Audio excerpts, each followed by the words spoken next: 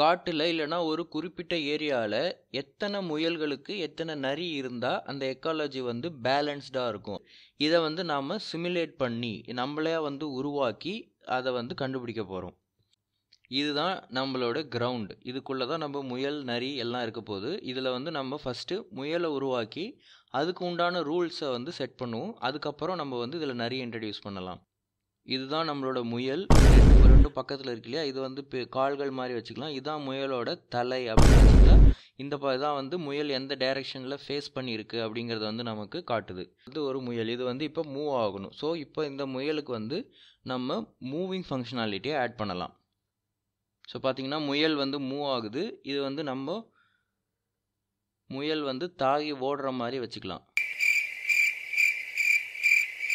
முயல் வந்து இப்போது நம்ம கிரவுண்டுக்குள்ளே இருக்கணும். கிரவுண்டை தாண்டி போயிடுச்சு. ஸோ கிரவுண்டோட அந்த டைமென்ஷன்லாம் முயலுக்கு வந்து கொடுத்து அது வந்து இந்த கிரவுண்டுக்குள்ளே இருக்கிற மாதிரி ஃபங்க்ஷனாலிட்டியை நாம் வந்து இப்போ ஆட் பண்ண போகிறோம்.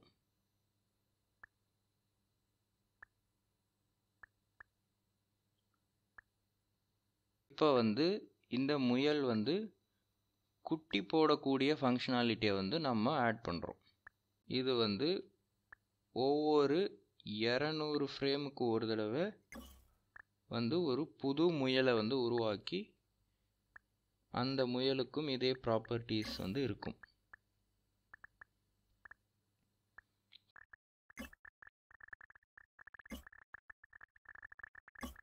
ஸோ இப்போ நம்ம வந்து எத்தனாவது ஃப்ரேமில் இருக்கோம், எத்தனை முயல் இருக்குது அப்படிங்கிறத வந்து கால்குலேட் பண்ணுறதுக்கு அதுக்கு ஒரு பாரை வந்து செட் பண்ணலாம். ஸோ வந்து இப்போ நம்பர் ஆஃப் ரேபிட்ஸ் பார்த்தீங்கன்னா 1, 200th ஃப்ரேமில் அது வந்து 2ஆக மாறிடுச்சு.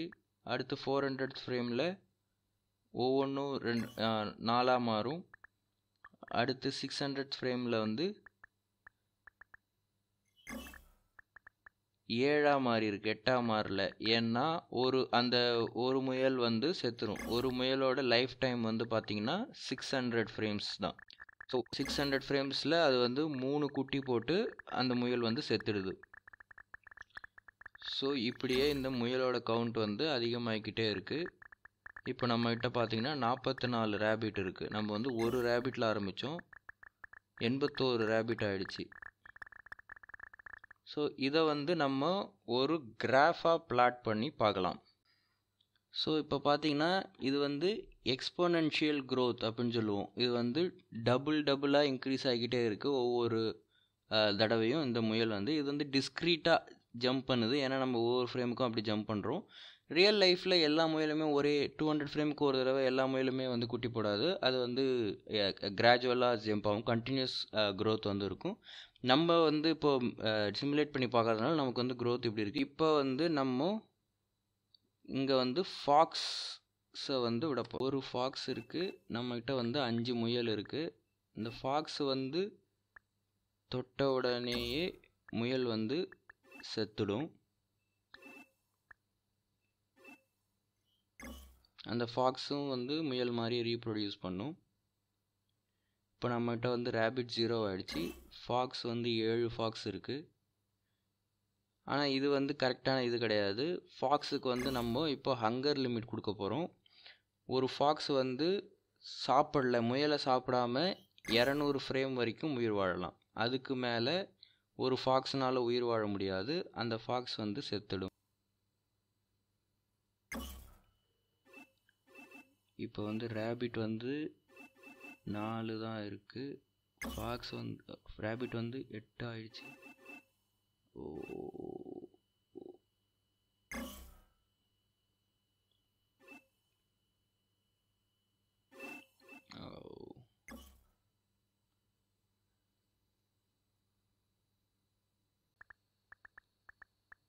One hour later.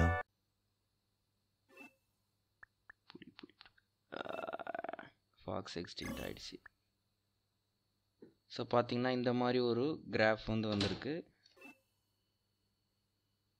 One eternity later. Yes. So இதுதான் வந்து நமக்கு கிடைச்சிருக்கக்கூடிய கிராஃபு. அதிக நேரம் இந்த சிமுலேஷன் வந்து தாக்கு பிடிச்ச ஒரு கிராஃபு. கிட்டத்தட்ட 4000 ஃப்ரேம்ஸ் வந்து இது வந்து தாக்கு பிடிச்சிருக்கு. இதில் பார்த்தீங்கன்னா எப்போ வந்து ஃபாக்ஸோட பாப்புலேஷன் வந்து அதிகமாக இருக்கோ அப்போ வந்து அந்த ரேபிட்டோட பாப்புலேஷன் வந்து டவுன் ஆகும். இப்போ வந்து இங்கே பார்த்தீங்கன்னா உங்களுக்கு நல்லா தெரியும் ட்ரெண்டு. ஃபாக்ஸ் வந்து எங்கே வந்து பீக்கில் இருக்கோ அங்கே வந்து ரேபிட்டோட இந்த சிமுலேஷனில் வந்து பல விஷயங்கள் வந்து ரோல் ப்ளே பண்ணுது. இப்போ நம்ம வந்து ரேண்டமாக அங்கே வந்து ரேபிட்ஸையும் ஃபாக்ஸையும் கிரியேட் பண்ணுறோம். ஃபாக்ஸ் எல்லாம் ரேபிட் பக்கத்தில் கிரியேட் ஆனாலே இந்த சிமுலேஷன் வந்து ரொம்ப நேரம் ரன் ஆகும். பட் அதெல்லாம் கன்சிடர் பண்ணாமல் இதை வந்து பல தடவை ரன் பண்ணி பார்த்தாலும் என்ன ஃபேக்டர் வந்து இதில் கன்சிடர் பண்ணுதுன்னா எவ்வளோ நம்பரில் வந்து நம்ம ஆரம்பிக்கிறோம் அப்படிங்கிறது ஒரு மேஜர் ரோல் ப்ளே பண்ணுது. எந்த நம்பர் ஆஃப் ரேபிட்ஸ்க்கு எந்த நம்பர் ஆஃப் ஃபாக்ஸஸ் வந்து கரெக்டாக இருக்கும் அப்படிங்கிறத வந்து நம்ம கிரிட்டிக்கல் நம்பர் அப்படின்னு சொல்கிறோம். இது வந்து எப்போவுமே இந்த ரூலை வந்து ஃபாலோ பண்ணுது. இதை வந்து நாம் சில டிஃபரன்ஷியல் ஈக்குவேஷன்ஸை வச்சு கண்டுபிடிக்கலாம். இதை வந்து லோட்கா வோல்டெரா ஈக்குவேஷன் அப்படின்னு சொல்லுவோம். இந்த டிஃபரன்ஷியல் ஈக்குவேஷனை வச்சு எப்படி அந்த பாப்புலேஷனை வந்து டிசைன் பண்ணலாம். ஒரு பாப்புலேஷன் நம்ம வந்து டிஸ்க்ரீட்டாக சேஞ்ச் ஆகுது, நம்மளோட ஸ்பீடு சேஞ்ச் ஆகிறது மூலயமா, ஹங்கர் லிமிட் சேஞ்ச் ஆகிறது மூலயமா இந்த பாப்புலேஷன் வந்து ரன் பண்ணலாம். ஆனால் இதெல்லாம் ஒரு இண்டிபெண்ட் ஃபேக்டராக வச்சுட்டா கூட அந்த பாப்புலேஷனோட இன்க்ரீஸ் அண்ட் டிக்ரீஸை வச்சு நாம் எப்படி இதை சொல்லலாம். சிம்பிளாக வந்து சொல்லணும்னா இந்த கிராஃபை பார்த்தீங்கன்னா எப்போ வந்து இந்த க்ரீன் கிராஃப் வந்து கீழே வருதோ அதோட டிஃப்ரென்சியேஷன் எப்போ வந்து மைனஸில் போகுதோ அப்போது இந்த கிராஃப் வந்து பீக்கில் இருக்கும். இது வந்து கிட்டத்தட்ட ஒரு sine theta cos theta graph மாதிரி தெரியும். ஸோ இந்த டிஃபரன்ஷியேஷன் ஈக்குவேஷனை வச்சு எப்படி ஒரு பாப்புலேஷனை ப்ரெடிக்ட் பண்ணலாம், இதை வச்சு வேறு என்னென்னையும் ப்ரெடிக்ட் பண்ணலாம் அப்படிங்கிறத நாம் அடுத்த வீடியோவில் பார்க்கலாம்.